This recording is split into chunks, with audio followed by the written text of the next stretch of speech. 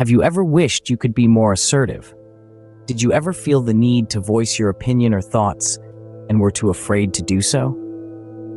Assertiveness, a communication style that allows you to express your thoughts and feelings confidently and directly, can be a game changer.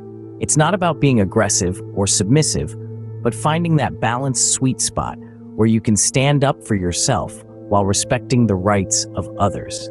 This is a crucial skill that can help control stress and anger and even improve your overall coping skills. Imagine a world where you can articulate your ideas without fear of judgment, where you can say no without guilt, and where you can handle conflicts with grace and diplomacy.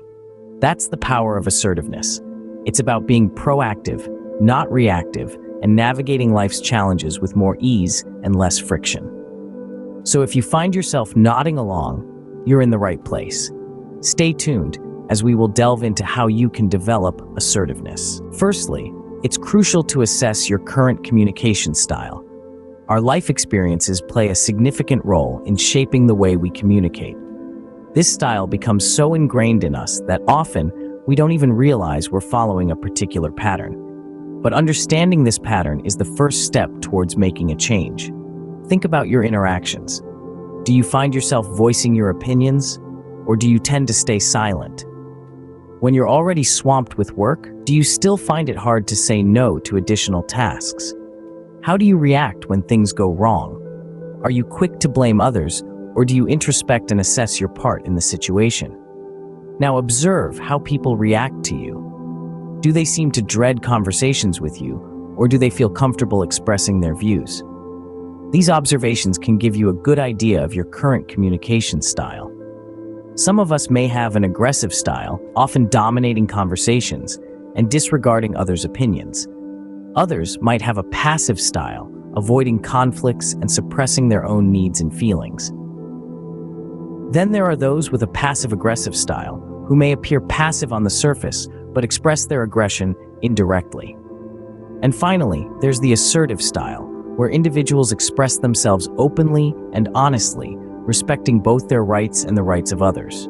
Understanding where you currently stand in these styles is vital because it forms the basis for change. If you recognize yourself as being too passive, you'll need to work on voicing your thoughts more confidently. If you're too aggressive, you'll need to learn how to respect others' opinions and express your feelings in a more balanced way. Remember, there's no right or wrong style.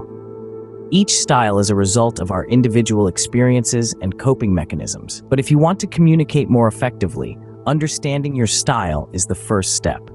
It's about finding that sweet spot where you can express your thoughts and feelings openly, respect others' opinions, and maintain healthy relationships. Once you understand your style, you can start to make changes. Now, let's dive into techniques that can help you become more assertive. First off, let's talk about the power of I statements. This technique is all about expressing your thoughts and feelings without sounding confrontational or accusatory. For example, instead of saying "you're wrong," try "I disagree." If you need to make a request, say something like "I would like you to help with this," rather than "you need to do this." Keep your requests simple, specific, and clear. Next, we have the art of saying no. Saying no can be a challenge for many of us, especially when we're used to pleasing others. The key here is to remember that no is a complete sentence. You don't owe anyone an explanation for setting your boundaries. If you must provide a reason, keep it short and sweet. For instance, "No, I can't do that now," is a perfectly acceptable response. Then there's rehearsing. If you find it difficult to express your thoughts or desires, practicing can be a game changer. Write down what you want to say, then say it out loud. You might even want to role play with a friend or colleague and ask for feedback. This can help you fine-tune your assertive communication skills. Now, let's not forget about body language. Communication isn't just about words. Your body language plays a significant role too. So, act confident, even if you're not feeling it. Stand tall, but lean forward a bit. Make regular eye contact. Keep your facial expression neutral or positive. Avoid crossing your arms or legs, and always face the person you're speaking to. You can practice assertive body language in front of a mirror or with a friend. Lastly, it's crucial to keep your emotions in check. Conflict can stir up a lot of emotions, like anger, frustration, or even the urge to cry. While these are normal reactions, they can hinder your ability to resolve conflict assertively. If you feel too emotional, it's okay to take a moment to regain your composure. Work on staying calm. Breathe slowly. Keep your voice even and firm. Remember, these techniques aren't meant to be mastered overnight. Start small. Practice your new skills in low-risk situations, like with a partner or friend. Evaluate yourself after each encounter and adjust your approach as needed.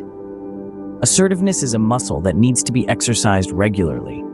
It might feel uncomfortable at first, but with time and practice, it will become second nature. Remember, practicing these techniques consistently is the key to becoming more assertive. You don't have to take a big leap all at once. Start small. When it comes to developing assertiveness, it's not about immediate transformation. It's about cultivating a new habit, and like any other habit, it takes time and practice. So where to begin? Start with situations that are low risk.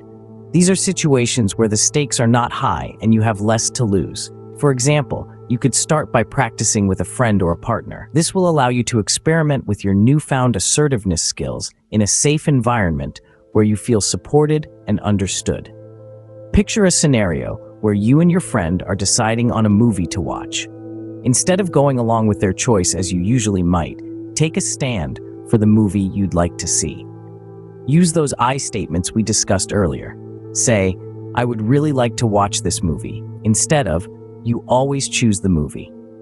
Remember, the goal here isn't to win an argument, but to communicate your feelings and thoughts assertively without disrespecting the other person's opinion.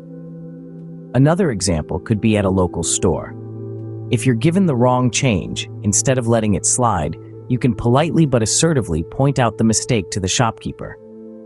Say, "I believe there's been a mistake in the change you gave me." As you practice in these lower risk situations, you're likely to experience a boost in your confidence. This will, in turn, make it easier for you to apply these skills in more challenging situations, such as at work or in a group setting. After each interaction, take a moment to evaluate your progress. How did you do? Were you able to express your opinion? Did you manage to keep your emotions in check? Your self-evaluation will help you understand where you need to improve and how to adjust your approach for better results. Remember, becoming more assertive is a journey, not a destination. It's about making small, continuous improvements. It's about learning to respect your own feelings and thoughts, as well as those of others. Evaluate your progress and adjust your approach as needed. Patience and persistence are vital. This is your journey to assertiveness, and every small step you take is a victory in itself. So celebrate your progress and keep going. You're doing great. Sometimes, despite our best efforts, we may need some help. There's no shame in that, and there are many resources available to help you develop assertiveness. One of the most effective ways to improve your assertiveness skills is through formal assertiveness training. These structured programs provide practical exercises and feedback to help you learn and practice assertive communication. If you find that underlying issues such as stress, anxiety, or fear are hindering your journey to becoming more assertive, consider seeking professional help. Therapists and counselors can provide valuable tools and strategies to manage these feelings, ultimately empowering you to express yourself more assertively. On this journey, remember to be patient with yourself. Change takes time and practice.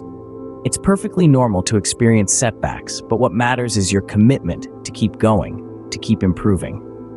Remember, it's okay to seek help. Everyone's journey to assertiveness is unique.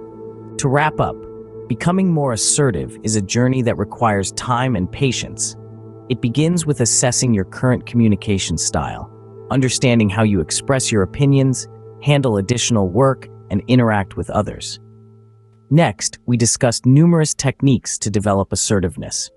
This includes using I statements to express your thoughts and feelings, practicing the art of saying no, rehearsing your statements, and using assertive body language. Remember, it's equally important to keep your emotions in check during conflict situations. We also emphasize starting small. Begin by practicing your assertiveness in low-risk situations before moving on to more challenging scenarios. This method allows for a gradual buildup of confidence and skills. Finally, if you find yourself struggling despite your best efforts, don't hesitate to seek help. Formal assertiveness training or resolving underlying issues like anger, stress, or fear can be incredibly beneficial. Keep practicing, stay consistent, and remember, your voice matters. Be assertive.